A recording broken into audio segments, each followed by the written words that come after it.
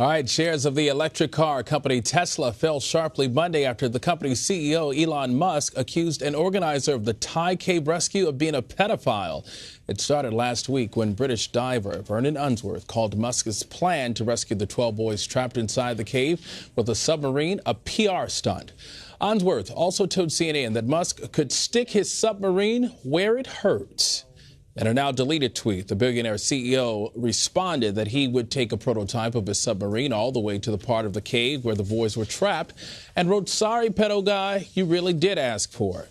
Musk's tweet Sunday led to Tesla stock dropping 3.5 percentage points Monday, and by Tuesday, those losses had been recovered. But the event illustrates how Elon Musk's personal actions can affect his company. And joining me now to discuss Elon Musk and Tesla is Bloomberg News labor reporter Josh Eidelson. Josh, thanks for joining us. Josh was part of a deep dive into, you were part of a deep dive into what Musk called Tesla's production hell, and we want to know about it. So, Josh, Elon Musk initially set a goal for Tesla to produce 5,000 Model 3 sedans per week by the end of 2017. Tesla didn't meet that deadline until last week, but they eventually got there. Can you walk us through what the company went through to meet their goal? So at the end of June, Tesla did meet, finally, that much scrutinized goal, but it came with a lot of difficulty and drama and stress and strain. You had a battery module production line flown over from Germany.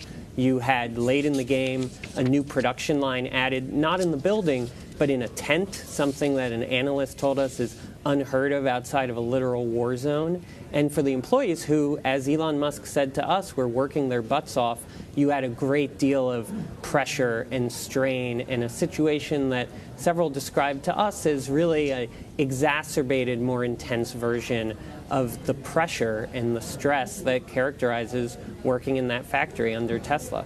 Josh, Elon Musk has expressed his desire for Tesla to be, as he says, a real car company. How do their production rates compare to larger auto manufacturers like General Motors and Toyota?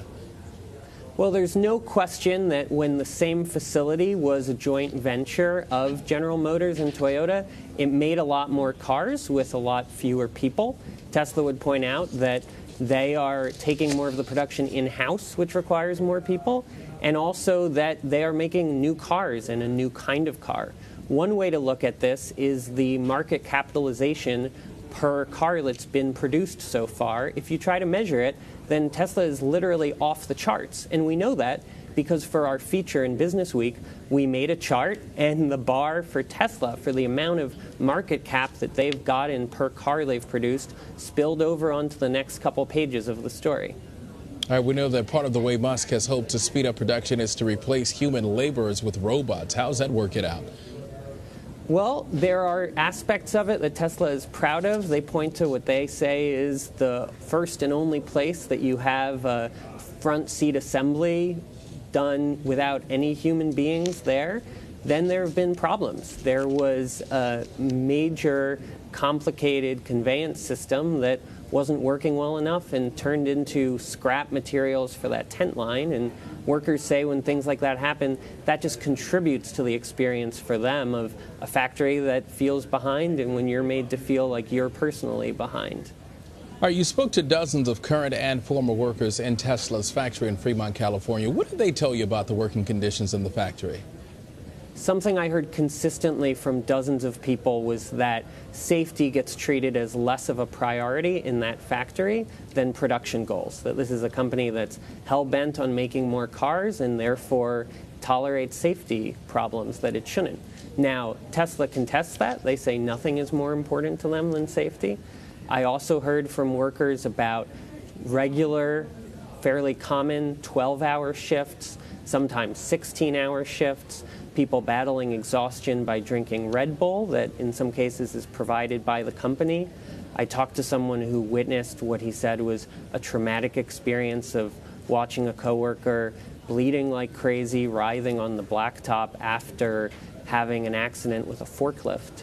That's an incident that the state safety agency, Cal OSHA, referred to as an ankle fracture, but according to photos we've seen and people we've talked to, the leg ended up having to be amputated. Now, Tesla says that incident is not representative of their safety culture. All right, and a final question for you. There are several shocking revelations in your piece. Tell me about what Tesla workers told you about being pressured to wade through raw sewage that spilled onto the floor. So I talked to a number of people working in the plant now who say that they experience such production pressure there that when raw sewage has spilled out, they've had to walk through it. Some people say it happened to them because they were afraid of getting in trouble for a delay. One said that when workers objected to walking through raw sewage, they were told directly that it was fine and they needed to go through it to keep the line moving. All right, Josh Eidelson of Bloomberg News. Josh, thank you and good to see you. Thank you.